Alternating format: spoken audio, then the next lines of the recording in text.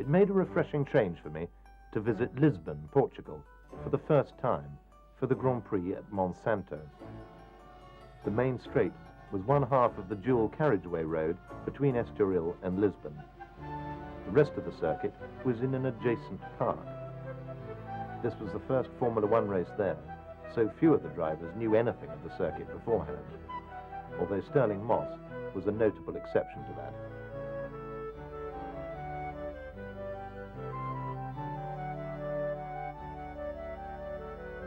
Once more, Roy Salvadori and Carroll Shelby were down to drive the Aston Martins.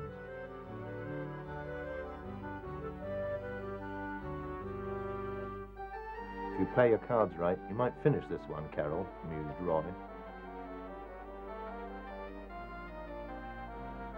They don't play gin rummy in Sweden, so Joe Bonnier was learning the rules. Eric Hine oversaw some last-minute modifications to the Aston's bonnet. David Brown's foray into Formula One had not reaped rewards. Certainly they were not having the same success that they were used to having in sports cars. Ferraris were entered for Tony Brooks, Dan Gurney and Phil Hill. Ferrari driver Jean Behra had sadly been killed earlier in the month in a sports car race at the German Grand Prix meeting in Avus. And big Dan Gurney had been drafted into the Ferrari team to take his place. There were now 5 Americans in Grand Prix racing, almost 1/3 of the 16-strong Portuguese Grand Prix entry. Rob Walker entered Cooper Climaxes for Stirling Moss and Maurice Trintignant. The Works Coopers were driven by Jack Brabham, Maston Gregory and Bruce McLaren. The BRM drivers were Joe Bonnier, Harry Schell and Ron Flockhart. Tony Brooks arrived for the final practice session at 6:30 on the Friday evening. BRM boss Raymond Mays was there with Mr. and Mrs. David Brown. Moss set pole position a full 2 seconds ahead of Brabham's Works Cooper Climax. After his win at Aintree, Brabham had to give best to the Ferraris in the German Grand Prix on the high-speed Avus track in Berlin. Tony Brooks had led home a Ferrari 1-2-3 there and now had 23 points in the championship to Brabham's 28. The final place on the front row of the grid in Portugal was taken by Maston Gregory's Cooper. The second row comprised Maurice Trintignant, also in a Cooper, and Joe Bonnier, his BRM being the fastest of the front-engine cars.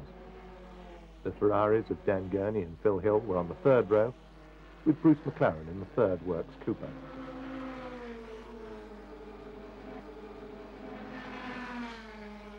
Roy Salvadori in car number 10 qualified in 12th, just a little quicker than teammate Carroll Shelby in 13th.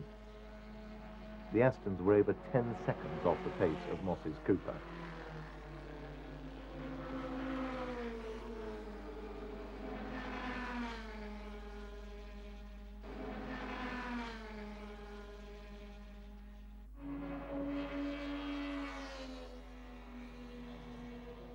To avoid the hottest part of the August day, the race was started at 5 p.m. on Sunday. Lined up for the 62-lap race, I spotted the Works Ferraris, 2 of the 3 Works Coopers, and Rob Walker's Coopers. Moss got a poor start. Coming down the hill on the first lap, Brabham led from Gregory with Stirling third. At the back of the field was Brooks, who'd been left behind at the start.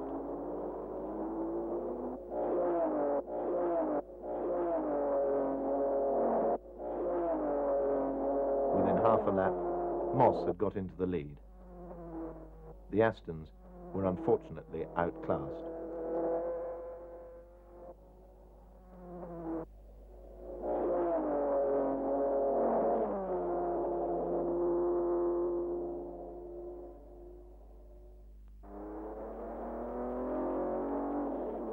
On the second lap, Phil Hill spun and was then collected by his namesake, Graham Hill. Later, Brabham lost control, hit a telegraph pole and was thrown out of the car.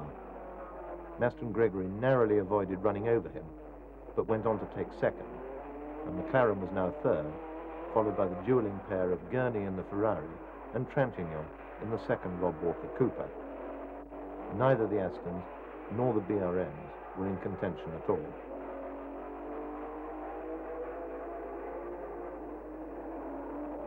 Brooks tried to make up ground after his tardy start. Bruce McLaren soon retired with clutch failure. The race had now become, in effect, a demonstration by the master, Stirling Moss. He was leading completely unchallenged.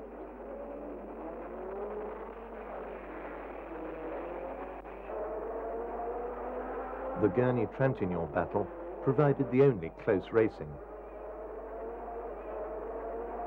Gurney eventually pulled away, but his Ferrari showed signs of a brush with the scenery. When Moss started his final tour, he had already lapped the entire field.